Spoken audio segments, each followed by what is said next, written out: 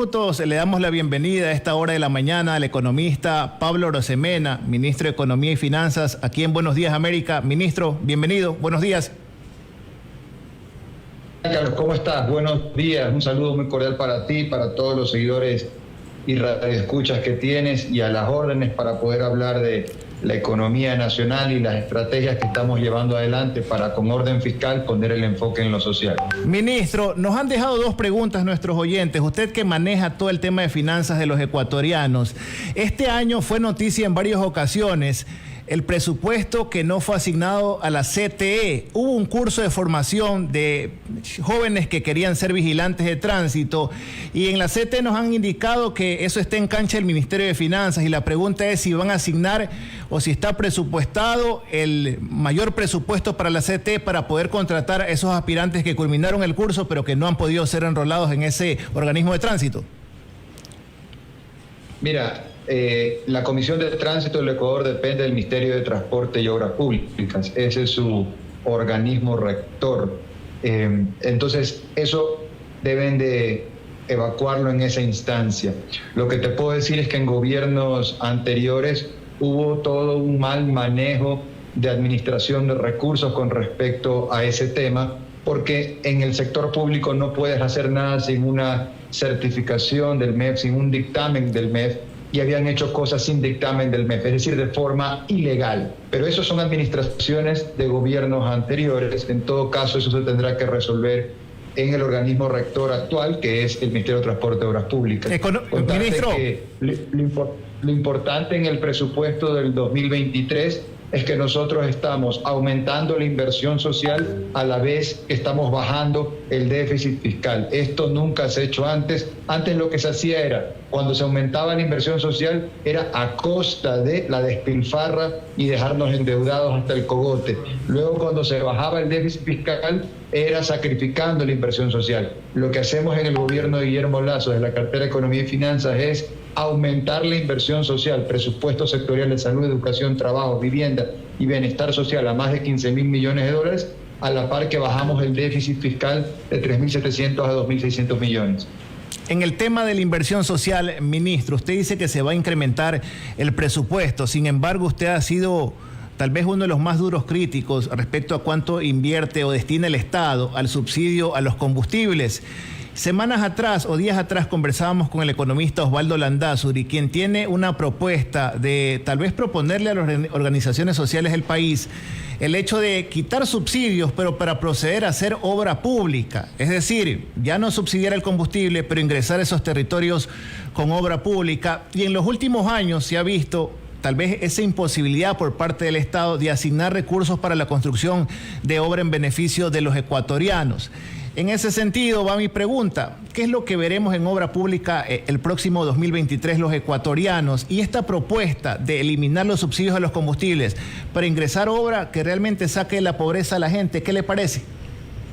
A mí me parece razonable, y yo te diría que más que tratar de convencer al gobierno, con quien se tiene que tratar de difundir esas ideas es a nivel de la sociedad civil, a nivel de los distintos colectivos que en el mes de junio paralizaron al país por pretender aumentar los subsidios a los combustibles. Entonces, yo estaría de acuerdo con lo que se plantea. Para ponerle un poco de números a esta conversación, los subsidios a los combustibles este año terminarán costando alrededor de 4.000 millones de dólares. 4.000 millones de dólares. El plan anual de inversión, tanto para este año como para el próximo año, el PAI, Plan Anual de Inversión, son alrededor de 2.000 millones de dólares. El número exacto, 1.871. Entonces, rápidamente podemos ver cómo el Ecuador está destinando el doble de recursos a subsidiar combustibles en relación a obra pública. Si queremos hacer otra comparación que es muy elocuente, el presupuesto de salud, de educación o de seguridad quedan cortos al lado de los recursos que se destinan a subsidiar los combustibles. Entonces, ahí hay una gran oportunidad para el país, y esta es una tarea pendiente del Estado, digamos, de los últimos 30 años. Ahora, el presidente de la República la semana pasada ya dio una primera definición, un primer paso concreto que ha sido la eliminación del subsidio al sector industrial camaronero, y eso significa que el subsidio deba estar no destinado a los sectores pudientes, sino destinado a los sectores más vulnerables. Serían alrededor de 160 millones de dólares lo que se transferiría de un sector pudiente a un sector vulnerable, toda vez que en Ecuador las necesidades más sentidas a nivel social son enormes. Entonces, son medidas que van encaminadas hacia esa focalización de subsidios, donde el sector automotriz es, digamos, la otra gran parte que tiene que ser tratado. Tengo yo optimismo de que el próximo año las carteras de Estado que manejan estos temas, que son hidrocarburos, transporte, obras públicas, Petroecuador, con el impulso que podamos dar desde Economía y Finanzas, podamos tener una mejor situación a nivel de los recursos que se destinan al subsidio de los combustibles. Hoy no tenemos ninguna focalización a nivel del sector automotriz y, como bien dice, sería importante liberar recursos fiscales para que, en vez de estar subsidiando lo que no se requiere, poder inyectar esos recursos donde más se requiere, que fortalecer la inversión pública. Te decía, son 2.000 millones de dólares, pero si liberamos recursos de otro sector, podemos inyectar más recursos para obra pública. Ministro, hay algunos analistas económicos que ven ciertas inconsistencias en las decisiones del gobierno. Por un lado, ustedes le retiran el subsidio al diésel a los camaroneros. Por otro lado, cumplen políticamente con su ofrecimiento de incrementar el salario básico. Asimismo, están en la búsqueda de firmar acuerdos comerciales que para muchos solamente tienen un beneficio para el sector exportador y más bien no se pueden o no se van a crear mayores plazas de empleo con esto de aquí. Y ayer el presidente Lasso asimismo dijo que iba a asignar recursos para el metro de Quito. Tal vez sus esfuerzos por poner en equilibrio la economía ecuatoriana se ve tal vez mermado por esos ofrecimientos políticos que el presidente Lasso tiene que cumplir. No, yo te diría que hay mucha claridad, porque desde el sector productivo lo que siempre se ha pedido es reglas claras. ¿Qué son las reglas claras? Que sean previsibles, que no te las cambien como antes al antojo por capricho de sábado a sábado. Hoy la gente tiene las reglas claras, hay un plan de gobierno que está en marcha. Entonces, con respecto a lo que mencionas del tema de los salarios, eso es una promesa de campaña y el presidente está cumpliendo su palabra. Entonces, no hay ninguna sorpresa. Puede ser que un sector le guste, puede ser que otro sector no le guste, pero todo el mundo reconoce la claridad. Y eso es algo que es un valor en sí mismo, el tener reglas claras y reglas previsibles. Con respecto a abrir mercados, es parte del programa de gobierno. Abrir mercados es algo que genera más comercio es más empleo. En el caso del sector camaronero, se beneficia del Tratado de Libre Comercio con China, que se va a firmar el memorando de entendimiento técnico en las próximas semanas, y en el primer trimestre del 2023 podrá ingresar el producto a la China sin aranceles. Pensemos que son más de 3.000 millones de dólares en exportaciones que pagan 5% de arancel. Entonces, esto de abrir mercados es positivo, porque cuando un sector puede vender más, puede tener más rentabilidad y puede contratar más gente. Y no solamente es un TLC con China, también con Corea del Sur, con Canadá, con México, con la Alianza del Pacífico, etcétera. Entonces, eso está en el plan de gobierno, está en la hoja de ruta y son parte de las reglas claras, no reglas raras como nos malacostumbraron en el pasado. Decirte que la proforma que tenemos es clara en su estrategia, orden fiscal, enfoque social y algo más, que es la reactivación de la microeconomía nacional. Soy un convencido que si nos seguimos ocupando de la microeconomía, la macroeconomía se cuida sola, queriendo decir con esto que estamos inyectando recursos desde la banca pública como nunca antes se ha hecho a la base de la pirámide microeconómica. Te cuento no lo que vamos a hacer, lo que ya hemos hecho en estos meses.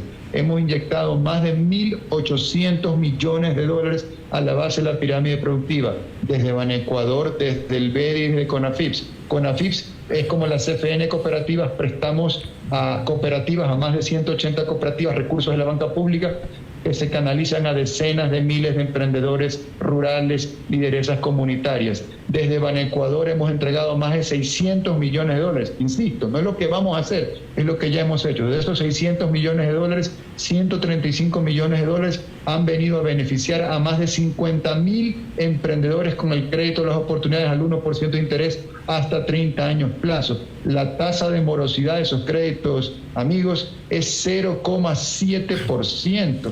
Es decir, son créditos muy bien entregados que están estimulando la base de la pirámide productiva y haciendo que la plata gire. Y luego también desde el BEDE, que son recursos para proyectos de infraestructura para pequeños municipios y prefecturas. Entregamos 44 millones de dólares para el sistema hidrosanitario más moderno de Manabí en Manta, 14 millones de dólares para el centro de faenamiento, el camal más moderno en Santo Domingo de los Áchilas, en la Mancomunidad Santo Domingo de la Concordia, 7 millones de dólares obra pública para agua potable en Balsar en primera fase. No te voy a aburrir porque suman más de 500 millones de dólares de proyecto en proyecto lo que se ha entregado. Entonces lo que te estoy contando no es tanto lo que se va a hacer, es lo que ya se ha hecho y que obviamente lo vamos a seguir haciendo cada vez con más fuerza. Ministro, hay dos actores políticos que han dicho que el gobierno del presidente Lasso les debe plata, la alcaldesa de Guayaquil, Cynthia Viteri, y la prefecta del Guayas, Susana González. ¿Ustedes le deben a Guayaquil y a la provincia del Guayas o están erróneas en las cifras? El gobierno no debe nada en su modelo de equidad territorial que se paga todos los meses dentro del mes entrante, y para que sea pues un atraso debería tener 30 días, 60 días, 90 días, se paga todos los meses. Con respecto a deudas de gobiernos anteriores que les debían a todos los municipios y prefecturas del país desde el 2015, 2016, 2017, 2018, 2019, 2020, en julio de este año hicimos un cronograma de pago, lo acordamos con AME, Asociación de Municipalidades del Ecuador, con CONGA, con GOPE, y pagamos julio, agosto, septiembre, octubre, noviembre, diciembre, generando credibilidad. Así que de esta administración no hay ninguna deuda de gobiernos anteriores que no les habían pagado y que no habían cobrado. Nosotros hicimos un cronograma de pago y hemos pagado muy bien. Está claro que es un tema de fuegos artificiales políticos, ¿no? De campaña política, donde se busca un poco distraer la atención y donde nosotros, pues, como guayaquileño y los ecuatorianos, necesitamos transparencia en entender en qué están utilizando los recursos en esos gobiernos seccionales, porque no se entiende cómo se están acabando la plata antes de tiempo, a qué la están destinando. Eso es importante que la ciudadanía lo conozca. En todo caso, las autoridades, ellas tienen mi teléfono, cuando han necesitado algo real me han llamado, me han escrito y siempre con todo gusto se las ha atendido, porque esa es la forma de trabajar, y más aún cuando son autoridades importantes, cuando son mujeres, siempre van a tener de mí la mejor predisposición para ayudar, pero cuando lo que hay es simplemente pues fogonazos políticos, o sea, fuegos artificiales, eso simplemente no corresponde a ninguna realidad, porque si hubiera algo, pues ya hubieran impugnado. No han impugnado nada porque no hay nada. Es pirotecnia política, usted dice. Oiga, nos llega insistentemente una pregunta. Ha habido un sinnúmero de marchas y protestas, plantones, por los pacientes que se realizan diálisis en el país, la deuda que el Estado ecuatoriano mantiene con las clínicas dializadoras. ¿Están al día en este tema? ¿Aún queda algunos recursos que asignar? El Ministerio de Economía y Finanzas, a quien le transfiere recursos en temas de salud, es al Ministerio de Salud y es al IES. Nosotros no le transferimos recursos a terceros. La deuda no es del Ministerio de Economía y Finanzas, es de estas dos entidades. Primero, para entender los procesos. Segundo, todo lo auditado ha sido pagado. Entonces, es importante que ahí quien es deudor primero diga de cuándo es esa deuda, porque nosotros hemos pagado este año deudas que ha tenido el Estado con la salud hasta del año 2011 en adelante, o sea, deudas que han tenido más de 10 años atrás. Es sorprendente la cantidad de indolencia y, digamos, de corrupción para que alguien no pague y no cobre por 10 años. 10 años. Entonces, nosotros estamos poniendo orden fiscal y enfoque social. Eso quiere decir que lo que está auditado está pagado. Piensa tú que inclusive para el presupuesto del próximo año nosotros ponemos toda la contribución del Estado a la Seguridad Social como debe de ser. Son más de 3.000 millones de dólares. Gobiernos anteriores eliminaron la contribución del Estado a la Seguridad Social. O sea, mírate eso de ahí. Lo que había que poner lo eliminaron, pusieron cero. Eso pasó en el año 2015, 2016, 2017. Hemos llegado nosotros a poner toda la contribución del Estado en la Seguridad Social en el presupuesto. Más de 3.000 millones de dólares para todo el sistema de seguridades sociales, lo cual te habla de la transparencia de este gobierno y el esfuerzo que se hace por poner orden fiscal y enfoque social. Ministro, finalmente, los ecuatorianos nos vamos a seguir endeudando, vamos a prestarle plata al FMI, a China. ¿A cuánto asciende el tema de la deuda externa del Ecuador? ¿Y nos vamos a seguir comprometiendo o ya más bien existe estabilidad en el marco de la frase que usted siempre recurre, orden fiscal? Mira, lo importante en la vida es tener deuda positiva, no deuda que te aporte, no deuda que no te aporte para nada. Es decir, un nivel de endeudamiento que te permita tener tasas de interés más bajas y no tener tasas de interés más altas, poder tener plazos más amplios y no tener plazos más cortos. En ese sentido, cuando tú ves el nivel de endeudamiento del gobierno, es inferior al día de hoy de cuando arrancó el gobierno. Y eso es importante, es el esfuerzo que se hace por mejorar el perfil de la deuda.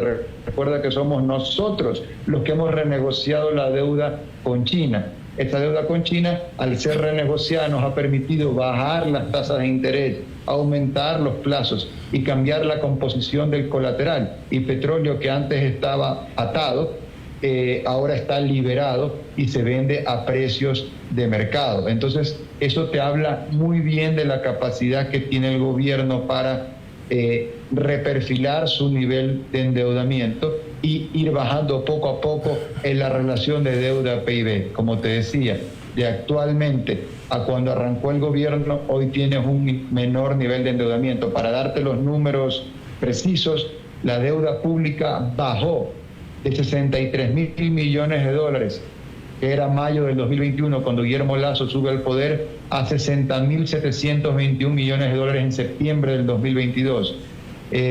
Eso es una reducción porcentualmente de 61.5% al 53.37% como porcentaje del Producto Interno Bruto. Entonces, los números son claros. Lo que pasa es que hay veces que hay gente que opina sin revisar las cifras. Insisto, la deuda pública en mayo del 2021 era 63.000 millones de dólares, la deuda pública en septiembre del 2022, 60.721 millones de dólares. La deuda pública como porcentaje del PIB en el 2021 era 61,50%, la deuda pública como porcentaje del PIB en septiembre del 2022 es 53.37%. Entonces, estamos bajando la deuda pública. Hemos renegociado con éxito la deuda con China y eso nos pone de buena forma de cara a un próximo año que es complicado, donde en todos lados se habla de una posible recesión global. Recuerda que vamos a hacer nuevos préstamos, ministro. Recuerda que este año con mucho trabajo estamos enfocados en lograr culminar con éxito el acuerdo con el Fondo Monetario Internacional. De lograrlo, será la primera vez en décadas que esto se logre. Mucha gente lo intentó hacer, pero tuvo que llegar el gobierno de Guillermo Lasso para poder lograrlo. Entonces, por supuesto, cuando tienes déficit, cuando gastas más de lo que te ingresa, tienes que financiarte. Entonces, lo otro sería no tener déficit, sino simplemente cortar los gastos. Pero la sociedad ecuatoriana te demanda gasto social. Entonces, por tener un nivel de gasto, nosotros necesitamos financiar ese gasto. Pero recuerda que hace un par de años el déficit fiscal era de más de 7.000 millones de dólares. ¿A quién le vamos a prestar, ministro? Y para el próximo año el déficit fiscal será alrededor de 2.000 y pico millones de dólares. El financiamiento nuestro es multilateral principalmente y también con organismos internacionales, pero principalmente la mitad es multilateral, la otra mitad tiene que ver con financiamiento local. Y es un plan de financiamiento sólido, a la vez que estamos bajando el déficit fiscal y las necesidades de financiamiento. Este año las necesidades de financiamiento fueron 9.500 millones de dólares. No es plata que sobra, es plata que no hay, que hay que salir que buscarla. Y las necesidades de financiamiento para el próximo año son 2.000 millones menos, 7.500 millones de dólares, lo cual te marca la pauta de que estamos avanzando en orden fiscal con enfoque social. Es decir, que tienen que conseguir más de 7.000 millones de dólares en financiamiento para el próximo año. 2.000 menos que lo que se tuvo que conseguir este año. Así es. Recordemos que todo el financiamiento que conseguimos es para pagar la despilfarra de más de una década, porque por eso es que tenemos el déficit fiscal. La deuda pública total que acabamos de hablar hace un momento, los 60.000 millones de dólares que el Ecuador debe, que nuestros hijos deben, y si no hacemos algo nuestros nietos van a deber, esa deuda pública, ¿de dónde salió? Es la sumatoria de los déficits fiscales de los últimos 15 años. Gracias, ministro, por estar aquí en Buenos Días, América. Muchas gracias. 8:54 minutos, allí está.